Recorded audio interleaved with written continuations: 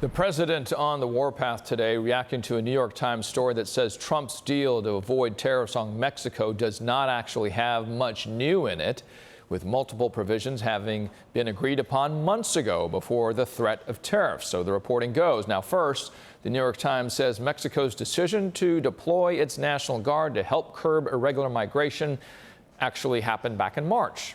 The program to allow those seeking asylum in the United States to wait in Mexico as their cases processed was actually announced back in December. Trump, in return, released an epic four-part tweet calling it false reporting and claiming there is more to the agreement that has not yet been announced. NBC's Ron Allen live at the White House with more on this. Hey, Ron. Hey, Richard, how are you? You have to remember that the president faced a lot of criticism for threatening tariffs against Mexico, a huge trading partner.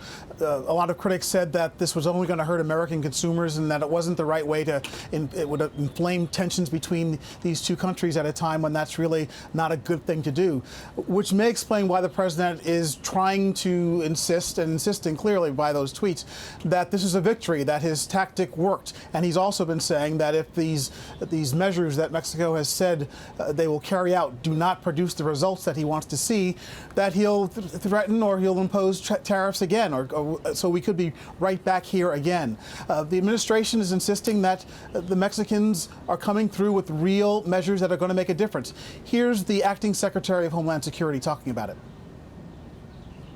All of it is new. I mean, we've heard commitments before from Mexico to do more on their southern border. The last time they deployed down there, it's about 400 or 500 officers. This is more than a tenfold commitment to increase their security.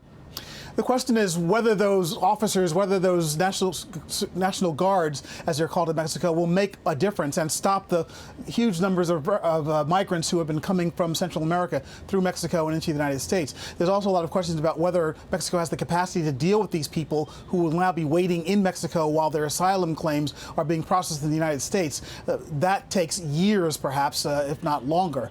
So a lot of details to be worked out, and we'll see how this goes. The president's saying that tariffs are still on the table if he's not satisfied. Richard? All right. Ron Allen, NBC News there at the White House. Thank you, Ron. Up next, Red, White, and You.